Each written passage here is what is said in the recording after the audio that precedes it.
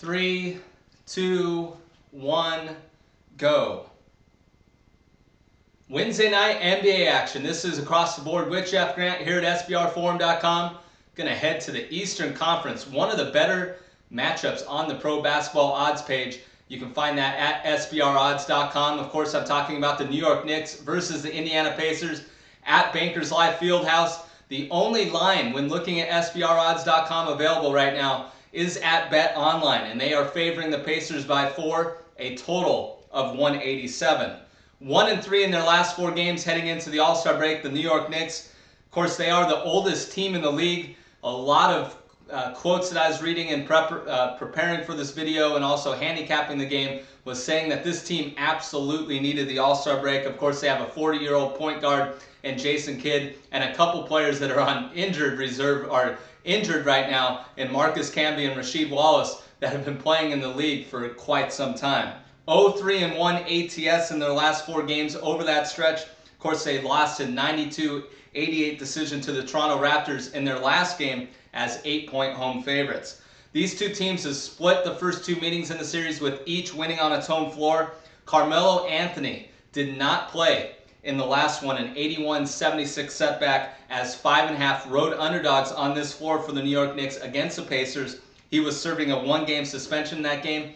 Of course, he averages 28.6 points per game, and he finished with 26 points in the first meeting of the season at Madison Square Garden, a double-digit victory for the Knicks over the Pacers. 9-4 straight up ATS when playing on 3 or more days rest. The under, 3-1-1 in that situation during the 2012-13 NBA season. If you're looking to play the underdog here, there may be some value. Obviously, the odds makers have already accounted for Anthony being in this game, listing them as 4-point road underdogs rather than 5.5-point road underdogs in the last meeting here at Bankers Life Fieldhouse. The underdog has taken the cash in 12 of the last 16 meetings in this series.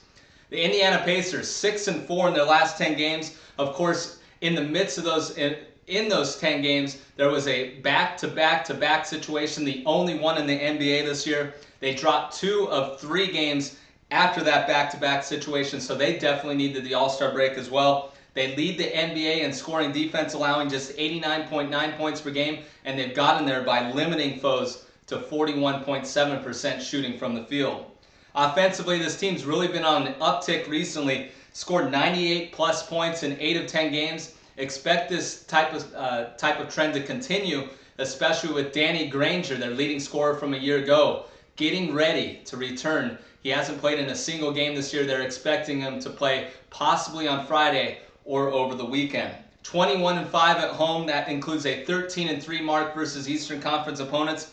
And for this particular matchup on the defensive end, they really match up well with the Knicks. The Knicks like to be perimeter-oriented, especially from the 3-point area, and the Pacers are limiting foes to 5.17 makes from the 3-point line over the course of the season. That is the best mark in the entire NBA.